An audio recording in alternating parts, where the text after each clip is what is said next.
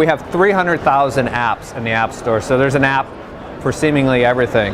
But the biggest category of all is games. So we have over 75,000 game and entertainment titles.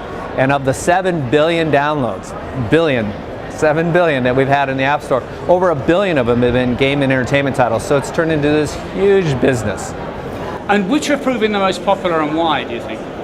Well, the games really range from the casual games, things like Angry Birds that people love. They love, think about it, it's that filling that time that you have, maybe you're in the queue, or you're on the train, or the kids in the back seat of the car. It can fill kind of that idle time doing something that's casual, but it also just spans the gamut to games that are now fully immersive 3D, like Rage from id, or Infinity Blade, that just allow you to do things that you just can't believe you're doing on a device that's this small. It rivals what computers were doing, up until very recently. What are you going to show me today? I'm going to show you Infinity Blade, just out from Epic Games. It is an incredible game, very impressive. It uses a 3D engine, Unreal. You notice the incredible detail, the lighting, the reflections. Go right into the game.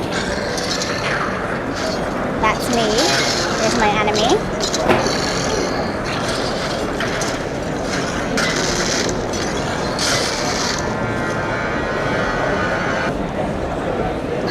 Alright, I'm going to try to dodge him by tapping the little buttons down here. Dodge break, that means I get a window of opportunity to attack him. Tell me about the specifications of the machine. Is it as good as other handheld consoles out there? Well, what's amazing is it outsells everything. All right, so this has over 50% market share in gaming, the iPod Touch. So it means it outsells both Nintendo and Sony combined. So it's a huge market. And one of the reasons is just that, it's very capable. It has an A4 chip.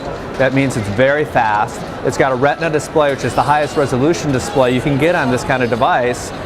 It has a front camera so that you can use that for both apps as well as FaceTime, which is our ability to do video calls.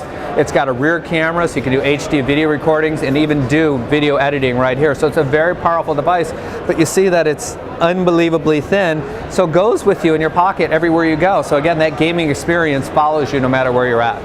Another game that we think is going to be really popular this holiday season is Jenga. It's from Natural Motion Games, based here in the UK actually. And it just takes the classic, tower stacking game and makes it 3D and so interactive. I'm just going to swipe around. You can actually see a 360-degree view of this gorgeous tower. You notice the attention to detail, the wood grain in the coffee table and in the blocks. I'm going to go ahead and pull out a block here. Go ahead and tap it on the top.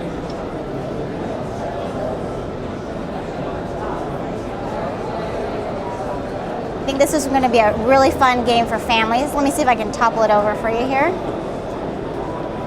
But the object is not to top it over, right? Exactly. Yay. You can see how realistic it is when the blocks fall. This is just a fun and really interactive game. You can play with your family and friends. It is a music player. People love to listen to music, watch their videos on it, but gaming has just become a huge reason to buy the iPod Touch. And again, for a parent, it's a great deal, because on other rival game player, you're just beginning your investment when you buy the player, because the games cost 25, 30 quid. You buy an iPod Touch and the games are much less expensive. I mean, our most popular game that we talk about, Angry Birds, it's 59p. So you're a parent, you can buy a lot more games, before you've even added up to the price of one game on one of the other players. And that's been a huge thing, especially in this economy. So next I'm going to give you a sneak peek of Disney's Tron Legacy. In this game we're immersed in the Tron grid, jumping on our light cycle.